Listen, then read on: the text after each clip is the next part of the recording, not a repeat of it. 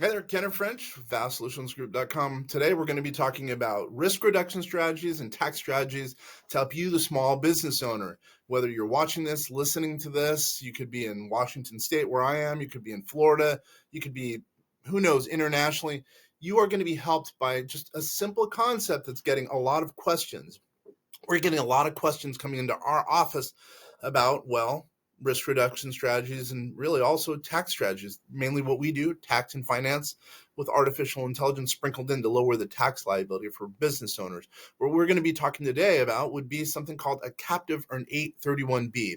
It's going to be quick and we're going to get right to it. And this is going to add value. Again, you could be anywhere. You could be any small business owner with a large amount of risk and wanting to move the risk off your shoulders. So let's get right to it. So here we go. I'm going to show you,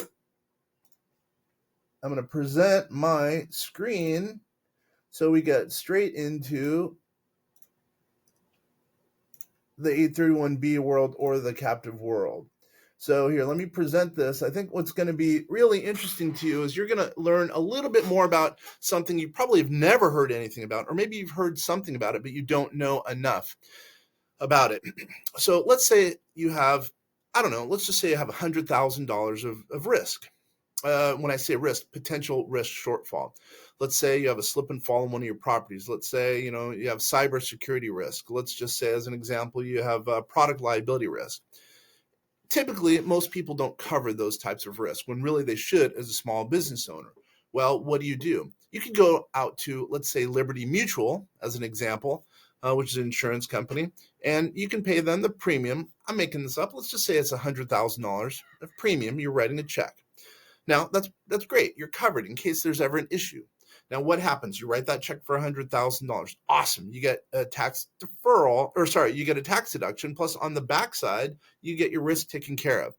Now, that $100,000, if you haven't had a claim, you lose that $100,000. But at least you've had that peace of mind for those different elements of risk that we've talked about.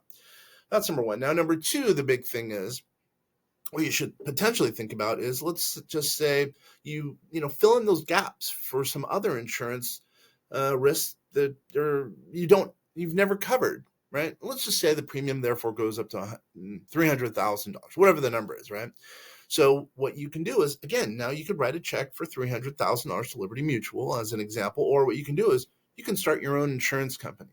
Now that seems like a daunting task. It is, frankly, but basically what you're doing is you're potentially going to a vendor, even us as an example, and we can help you put that together. We can either put it together as a unbundled, basically service provider, where we go to different providers that help us to put together the insurance company for you in effect, or you can go to a bundled provider, or you can have us just do everything. It's any number of things wherever it suits the client. Now, that $300,000 premium that we just talked about, you write a check, you get a deduction, just like the aforementioned idea. But now on this side, because you have your own insurance company, the nice thing is you are basically in control of that money. You are the CEO, or technically the president of that company. That's awesome. That's good news, right? Well, because you're not losing that money because you own the company, you're not losing that money. That's your money. Now, there's going to be fees, no doubt. There's fees, there's reinsurance fees, etc. But it doesn't even close to comparing to the amount of money that you're losing by writing the check to the insurance company. Now, I got to make something clear. You cannot just put these things together just like they're fake insurance companies. Some people have put them together where they're just checking accounts. Basically, you're getting the deduction and you would fail an audit, right? Now, the people who are doing that, either the business owner or the vendors or promoters out there, deserve to get busted. I'm going to tell you that. We at vastsolutionsgroup.com, our risk group does not play that game whatsoever. What we will be doing is we actually let the government know that we're doing. There's a curtain. Behind the curtain is you. We show the fact that you're actually putting together the captive. Now, both sides of the aisle in Congress like captives or 831Bs. Why? Because you're actually one of the huge number of business owners that is having a difficult time with respect to insurance.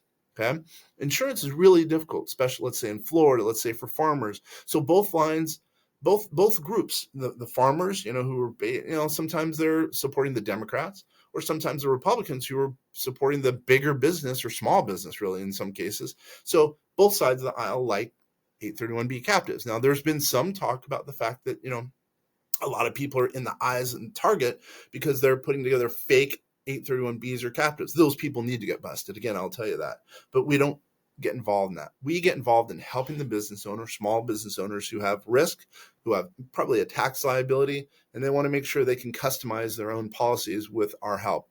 Let's get right to it. So here we're saying institutional ideas for your business, 831B captive. Now, I'm going to make mention of this because this is why we're getting some of our calls. Some people want to put away more than they can in an 831B. When I say put away more, meaning contribute, defer, it's actually in captive world or 831B, it's called the writing a premium. In a 401k world, it's called deferral. In a defined benefit plan world, it's called a contribution. So a lot of people, again, make note of the fact that they're quasi like 831B. 831Bs are like the 401ks because of the tax deferral, which that's not totally accurate, but I'm going to go into it because some of the people are calling us about this concept of 831B just like a 401k. So there you see tax codes. It was passed in Congress in 86 for the 831B of the captive, and 401ks were passed by Congress in 78. So 401ks are a little bit older now. But now, owner matching contributions, they're tax deductible. Just like, as I mentioned, the captive premiums are tax deductible, just like you'd write a check to Liberty Mutual as an example. On the 831B side, you see tax deferred income to incentivize self-insuring unfunded liabilities. Well, that's a big word for it. The premiums are written and it has to look like an insurance company, basically. And then here we have tax deferred. IRS is basically, and Congress has put together 401ks to help replace income. So the government doesn't have to take care of retirees. In effect, the burden becomes that of in this case, employees or participants in a 401k plan. IRS has safe harbors for both 831B and also for the 401k world.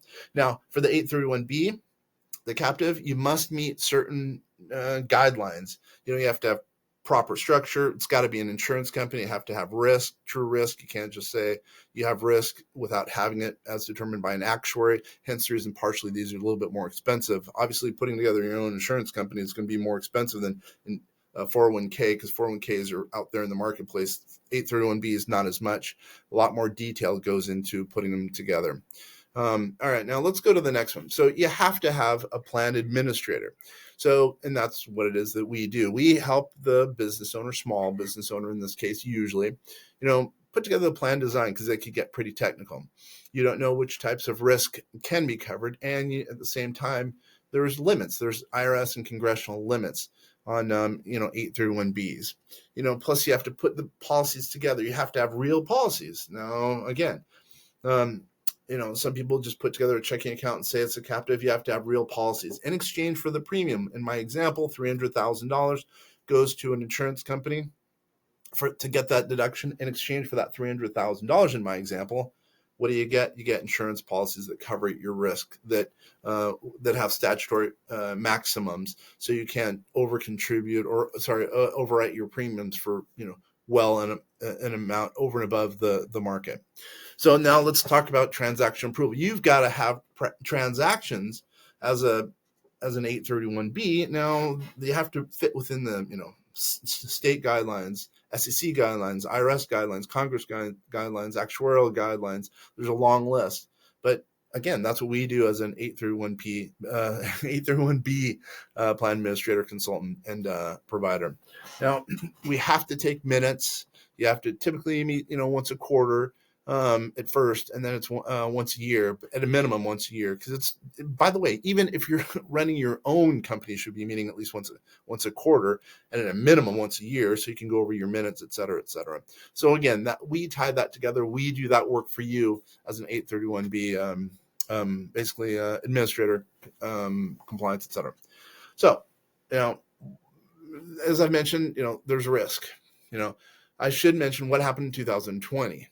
We all know COVID. So you have to have risk. People don't realize as a small business owner how much risk there is. I don't know how many new clients, prospects come to us and say, man, I've had this catastrophic risk. What can I do? Sometimes it's after the fact. They're underinsured. Now, we don't push insurance per se, but what we do is we use it as a small proxy to make sure the client is taken care of in the advent there is an issue. Now, you got to be careful not to overinsure, but at the same time, you have to make sure you're covering your risk. What is a likelihood of occurring, you got to make sure that you're taken care of in that regard. You don't want to have what happened to so many businesses in 2020. COVID-19 happened, and what happened to a lot of businesses? They went south. Well, if you would have had let's say a captive arrangement, you would have been taken care of in a lot of cases. Luckily, we had a lot of clients who had captives and who were taken care of, who basically had a backstop for whatever the case would be, business interruption insurance. And by the way, who knows if we're going to have another COVID type thing? Well, if you have a properly structured captive, again, 831B, that might be able to help get you over that next hump. Especially, let's say you're in your 50s or 60s, and you might have some concerns about, well, business interruption, because you want to sell it as an example, you want to retire, you want passive income. What happens if you're in retirement? Your check that was coming in every month from your business, it stops. Well, that's another reason to have a captive. It can help you in that regard. You want to guard against some horrible circumstance like another COVID. And by the way, it's important to make comment here. The goals of an 831B they're fluid. You can change them on an annual basis. Now, typically, if you start a captive or again 831B, you have to have them for 5 years. But at the same time, every year you review it. Remember how I said every year you have to have an annual meeting? Well, basically what you do is you look at the prior year and see what happened. At the same time, you look at, prognosticate what's going to happen in the upcoming year. So you can really customize the captive to fit your situation. You can increase the premiums, usually you can increase the coverage. It's up to you, the business owner. Okay. That's really important to know. Now, what I would also say is sometimes people say, oh, I just want to start for a captive for 1 year. There's an issue there. What's the issue? Well, if you really think about it, do you want to have all the expenses of setting up a captive only for 1 year? Sometimes that is the case, but usually when you put together a company, you want to put it together for the long term. So really be thinking about a 5-year time horizon when you're looking at putting together a captive. Because if you can just think about it, if you can cover risk for 5 years, whatever that risk is, you're in good shape. Plus, on top of that, tax deferral. Let's just say you're putting away, let's say you're putting away $1 million a year. You're writing a premium check of $1 million a year. I'm sure you're covering mass risk. You have a good operating company. Number one. Number two, something to think about, you're getting tax deferral, or what I should say is you're getting a deduction when you put the money in, and you don't have to pay for taxes or revenue received. Right. Then generally speaking, when the premium has grown in excess of basis in effect, that's when you pay your taxes. Right. And what I would say is that discussion is, we could take a day or two just talking about that. But what I would say is the taxation, generally speaking, is a much bigger tax savings than one would think about. Plus, with the fact that you're not losing the premium. That premium is gone when you write it to Liberty Mutual, as an example. All right, let's go into kind of the 4 pillars, the 4 tests with respect to a captive, because again, we are doing everything legally here at VAST, and we want you to do things similarly. So you want to pass a 4-part test. Number 1, you want to have risk transfer. You want to have risk, and you want to move it to another party. So even if you set up your own, let's say, C Corp, because most of these captives are C Corps, you put together a C Corp, what happens is, you still have the same amount of risk, so you have to have a transfer with another party, right? And that's what we do. Now, 831B, you must utilize the law of risk distribution. You have to basically move it to a number of different entities or individuals to distribute the risk, because you don't want to just cover all the risk in one fell swoop. Plus, you have to have insurance. You have to have the policies. In exchange for a premium, you have to have a policy transfer as well. So insurance principle, that's pretty simple, right? Just like you would for any other insurance company. You write a check in exchange for premium, in exchange for policies, which basically allows you to satisfy the third part of the test. Fortuitous risk. You've got to potentially really have risk. You have to have the downside of some risk. You can't sign up for a risk that you have no no chance of failing in that risk. Meaning, let's say as an example, our actuary says, you're never going to have the possibility of, I don't know, whatever kind of risk you want to, let's just say, litigation risk. If there's zero chance, I'm making this up, if there's zero chance of you having litigation risk, there's no reason for you to have a policy that outlines litigation. It just doesn't make sense. So you have to have these four elements to equal really being put into a captive. Okay. Now let's just talk about basic plan design. This is where it might get a little hard to understand, but I'm going to try to drill it down. So here you have the producing company, the underlying company, right? So you have that underlying company. Let's just say it's one of your companies. Let's just say it's company A for you being a business owner. And then at the same time, you have the direct writer of the policies themselves. Okay. And that's usually, as I mentioned, an S corp. And then all of a sudden you have what we put together with a couple of our different partners, and our company. Basically, think of it as a reinsurance pool. And then also on the backside of that, you have a risk co-op. So there's a bunch of different, and we get to help manage who goes into that risk co-op. So we try to make sure that there aren't people with high levels of risk, because that would obviously, just like an insurance company, you want to make sure that the group that comes to play ball with you is a good player. So you don't want to have a bunch of risk where you would have had a bunch of lawsuits, therefore potentially impacting you in your captive. So that's kind of the basic design. Now, it could get a little heady. We could put together a number of different policies for you. So what I would say is contact us if you have any questions. One way of doing that, go to our website, vastsolutionsgroup.com, vastsolutionsgroup.com. Tell them how you heard about us, and then we'll route it to the correct person, because this can get hairy, and we want you to understand what you're getting into. And why am I saying that? Because a captive insurance company 831B is really something to really think about and understand wholeheartedly, that it really makes sense in your situation. Because if it makes sense, it usually really, really makes sense. And if it doesn't make sense, it's obvious at the get-go. So let's go in the plan options. Now, there's a whole huge number of risks that a lot of business owners aren't aware of. Business interruption, just one. Subcategories of it, direct and third party business interruption, because sometimes you're still going to have to pay for your software or for some of your vendors, and you're going to have to pay for them even if your business goes under for a while, because let's say another COVID as an example. Hopefully that won't happen, but pays for payroll protection. If you have to continue, if something like whatever, I'm just making this up again, if let's say COVID happens again, some type of a COVID, you're still going to have to pay your employees, right? Well, if you have insurance on the backside, that's going to take care of that. So you potentially won't have to worry about that quite as much, because you've got insurance through your own captive. Political risk. Let's just say down the road, there's a new senator that's impacting your business, that's calling for a close of your business, making that up. Or let's say president, their policies are impacting you. So meaning it's definitely impacting your business. So what's one way to do that? Call in the captive. That captive will help lower your cash outlay, because you've got that captive as a backstop, if you will. Key employee. Let's say one of your top employees leaves, right? You can cover that. So what I'm going to do is I'm just basically going to stop there and just let you know, if you really think about it, the ones I've outlined already are business risks. So almost any business risk that can be covered in a captive should be covered in a captive and is covered in a captive. It's not personal liability. So let's say, as an example, you're driving your personal car and you hit someone, kill someone.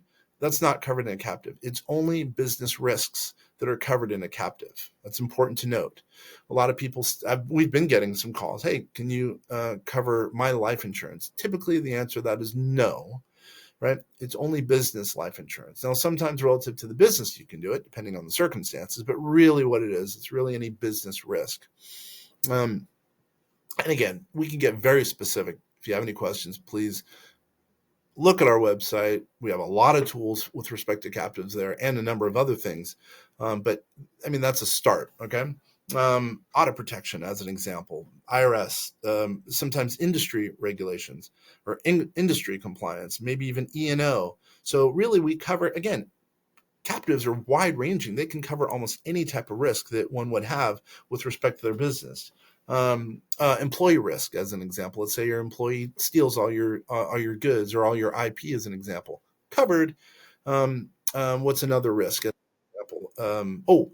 A big risk that people sometimes forget about is, well, market risk. Let's say something happens to you in the market. You've lost a bunch of money because of whatever has happened in your market, your specific market, your product, your service. As a category takes a dive, it can be covered.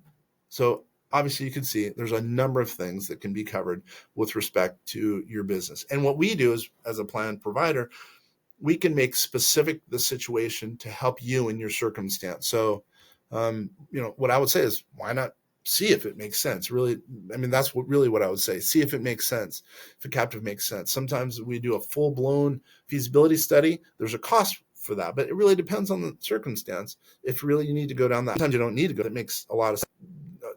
Pretty quickly, our actuary will help us make that determination. Sometimes our tax attorney will also help us make that determination. But really what it boils down to, if you really think about it, at the end of the day, do you have risk? Do you have cash flow to write the premium check? And really also, what about, do you have a tax liability issue? So here are the things, to know. To participate in an 831 you have to meet the 4-part test that we already mentioned.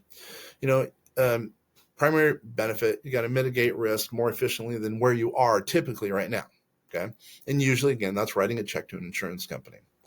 The secondary or tertiary benefit, number 3, by the way, is tax liability. Will it lower your tax liability? It cannot be your primary driver. People don't realize in a lot of cases, the primary driver for anything really cannot be tax. It's got to be a secondary benefit. Even a 401k, even if someone's putting in an IRA as an example, you cannot be thinking as a primary driver, tax. It's got to be a secondary benefit.